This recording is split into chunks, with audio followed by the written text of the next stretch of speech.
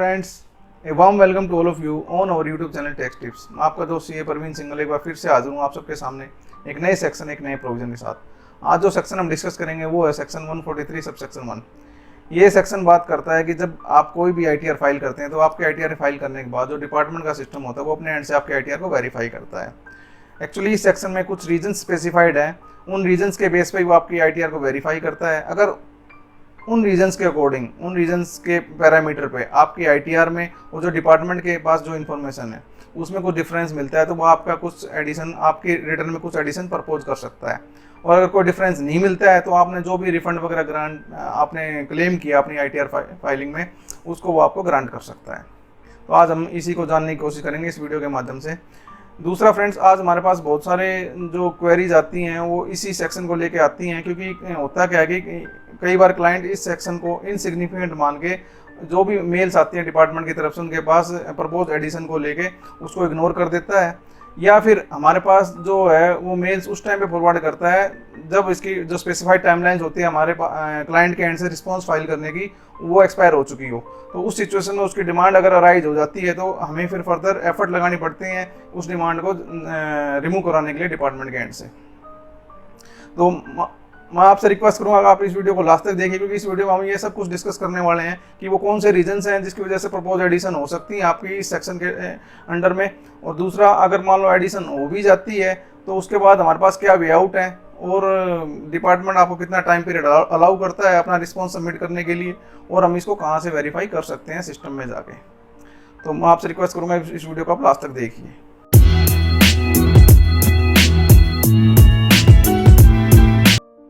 जी friends, अब हम इस सेक्शन को डिटेल में समझने की कोशिश करते हैं। सबसे पहले फ्रेंड्स हम डिस्कस करते हैं वो कौन से ग्राउंड्स हैं, रीजंस हैं, पैरामीटर्स हैं जिनके बेस पे डिपार्टमेंट आपके इनकम में एडिशन प्रपोज कर सकता है। सबसे पहले डिस्कस करते हैं फ्रेंड्स नंबर 1 रीजन कि भाई जो फॉर्म 26AS है, अगर मान लो उसमें कोई आपकी इनकम अपीयर हो रही है, सपोज आपकी उसमें इनकम अपीयर हो रही है 10 लाख रुपए की और उसके ऊपर 1 लाख रुपए का आपका टीडीएस कटा हुआ है, बट जब आपने आईटीआर फाइल की तो आपने केवल वहाँ 8 लाख रुपए की इनकम इंक्लूड की और 80,000 रुपये आपने अपना टीडीएस क्लेम किया। तो अब जो 2 लाख रुपए की इनकम और जो उसके ऊपर 20,000 रुपये टीडीएस कटा हुआ है उसको डिपार्टमेंट उस अमाउंट की डिपार्टमेंट एडिशन प्रपोज कर सकता है इस पैरामीटर के अंडर में। ऑल्दो फ्रेंड्स, जो बजट 2018 जो आया था उसमें ये बोला गया था कि भाई डिपार्टमेंट इस पैरामीटर के बेस पे इस सेक्शन में कोई भी एडजस्टमेंट नहीं करेगा। दूसरा फ्रेंड्स, जो रीजन हो सकता है, जो पैरामीटर है वो है कि भाई अगर आपकी मान लो जो टैक्स ऑडिट रिपोर्ट अगर आपकी इशू होती है, आप अगर ऑडिट के दायरे में आते हैं और जो टैक्स ऑडिटर है आपका उसने मान लो कुछ पर डिसअलाउंस ऑफ एक्सपेंडिचर मेंशन कर दिया अपनी ऑडिट रिपोर्ट में, जो फॉर्म 3CD रिपोर्ट होती है उसकी उसमें एक्सपेंडिचर डिसअलाउ वगैरह मेंशन कर दिए हैं, तो उसके बेस पे भी इस सेक्शन में एडिशन प्रपोज हो सकती है। तीसरा फ्रेंड्स, जो रीजन है इसमें, अगर मान लो आपने किसी पर्टिकुलर ईयर का लॉस अपनी आईटीआर में सेट ऑफ कर लिया है, बट आपने उस ईयर की जो आईटीआर थी वो टाइम पे फाइल नहीं की थी, मतलब लेट फाइल की थी, तो डिपार्टमेंट का सिस्टम उसको भी आपको लॉस को डिसअलाउ करके इस पैरामीटर में आपका जो है एडिशन प्रपोज कर सकता है।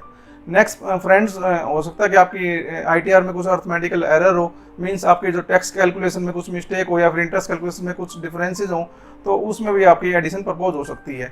तो नेक्स्ट रीजन फ्रेंड्स हो सकता है कि भाई आपने कोई इनएक्यूरेट क्लेम जो है फाइल कर दिया हो, तो उसमें भी आपकी एडिशन प्रपोज हो सकती है। इसका हम एक एग्जांपल भी समझ लेते हैं। सपोज मान लो आपका कोई सीनियर सिटीजन के आपने डिडक्शन क्लेम कर ली हो जो कि सीनियर सिटीजन को ही मिलती है, बट आपकी जो एज लिमिट है वो सीनियर सिटीजन के दायरे में नहीं आती है, तो उस सिचुएशन में भी आपकी एडिशन प्रपोज हो सकती है।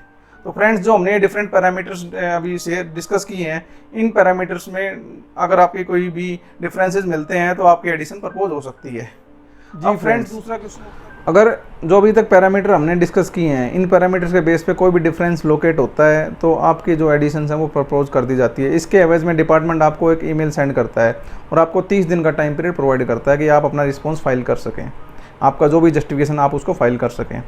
अगर आप अपना रिस्पॉन्स 30 दिन के अंदर फाइल कर देते हैं तो डिपार्टमेंट जो है आपके रिस्पॉन्स को ध्यान में रखते हुए आपका एडजस्टमेंट करेगा। अगर आपका रिस्पॉन्स फाइल नहीं करते हैं आप, तो उसके 30 दिन की एक्सपायरी के बाद डिपार्टमेंट आपका एडजस्टमेंट कर देगा। अब फ्रेंड्स, क्वेश्चन उठता है कि भाई डिपार्टमेंट को कितने टाइम में ये एडजस्टमेंट, ये इंटीमेशन प्रोसेस करनी होती है। तो फ्रेंड्स, इसके लिए जो डिपार्टमेंट को टाइमलाइन दी गई है वो है जिस ईयर में आप आईटीआर फाइल करते हैं उस ईयर के एंड होने के 1 साल तक वो आपकी इंटीमेशन प्रोसेस इस सेक्शन में कर सकता है। अब फ्रेंड्स जो नेक्स्ट क्वेश्चन ये उठता है कि भाई हम इसको कहाँ से देख सकते हैं कि अगर बाई चांस हमसे ईमेल वगैरह इग्नोर हो जाती है, क्योंकि डिपार्टमेंट इसके रिगार्डिंग आपको एक ईमेल भेजता है, अगर वो इग्नोर हो जाती है तो हम इसको कहाँ से वेरीफाई कर सकते हैं कि भाई हमारी ITR के अगेंस्ट में कोई भी इंटीमेशन प्रोसेस हुई है या नहीं हुई है, उसमें कोई भी प्रपोज एडिशन तो नहीं है। तो ये हम वेरीफाई कर सकते हैं फ्रेंड्स। जो आपका ई फाइलिंग पोर्टल होता है उसमें आप लॉगिन करके वहाँ एक टैब होती है ई प्रोसीडिंग टैब, ई प्रोसीडिंग के नाम से एक टैब होती है, उसमें जाके आप इसको वेरीफाई कर सकते हैं, उसमें जाके आप देख सकते हैं। अब फ्रेंड्स क्वेश्चन उठता है कि बाई चांस मान लो ये हमारी एडिशंस प्रपोज हो जाती हैं तो हमारे लिए क्या वे आउट है, हम इसको कैसे इसको रिजोल्व कर सकते हैं। तो फ्रेंड्स इसके लिए हम रेक्टिफिकेशन भी फाइल कर सकते हैं अगर हमारे पास प्रॉपर जस्टिफिकेशन है तो। दूसरा, हम अपनी ITR को दोबारा रीप्रोसेस भी करा सकते हैं, क्योंकि कई बार क्या होता है फ्रेंड्स, आपने TDS वगैरह क्लेम कर लिया होता है अपनी ITR में, बट आपके जो फॉर्म 26 है उसमें TDS अपीयर नहीं हो रहा होता है। बट जब डिपार्टमेंट अपने इंटीमेशन प्रोसेस करता है इस सेक्शन में तो उस टाइम पे भी TDS वहाँ अपीयर नहीं हो रहा होता और आपकी डिमांड निकाल दी जाती है। बट कुछ समय बाद हो सकता है कि आपका जो डिडक्टर है, TDS डिडक्टर है, उसने आपका TDS जमा करा दिया हो और वहाँ फॉर्म 26 में वो दिखने लग गया हो, तो उस सिचुएशन में आप अपने ITR को रीप्रोसेस भी करा सकते हैं, सो दैट आपको उसका बेनिफिट मिल सके उस TDS क्लेम का। तीसरा फ्रेंड्स, आप अपनी ITR को रिवाइज भी कर सकते हैं अगर बाई चांस आपके नॉलेज में कोई ऐसी इन्फॉर्मेशन आती है जो आपने गलत फाइल कर दी है पहले, और आप उसके अकॉर्डिंग अपनी रिवाइज ITR भी कर सकते हैं, ITR भी रिवाइज कर सकते हैं। तो ये थे फ्रेंड्स जो मेन जो वे आउट जिसके थ्रू हम इसको रिजोल्व कर सकते हैं। जी फ्रेंड्स, अब मैं 2 इंपॉर्टेंट पॉइंट आपके साथ शेयर करूँगा।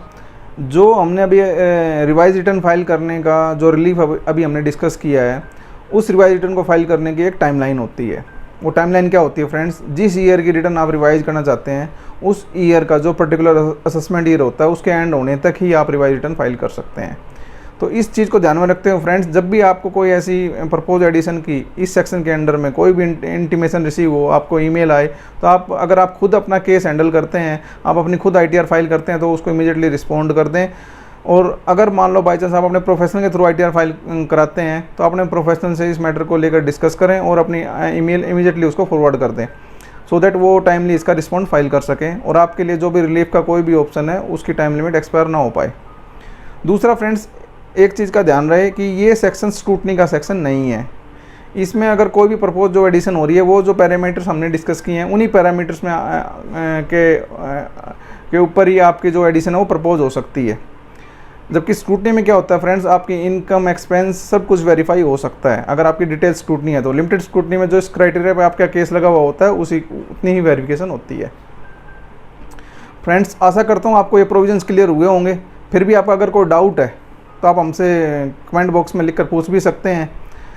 एट लास्ट फ्रेंड्स, मैं यही कहूँगा कि अगर आपको हमारी वीडियोज़ यूज़फुल लगती हैं तो आप हमारे चैनल को सब्सक्राइब भी कर सकते हैं, सो दैट आने वाली वीडियोज़ का नोटिफिकेशन आपको इमीडिएटली मिल जाए।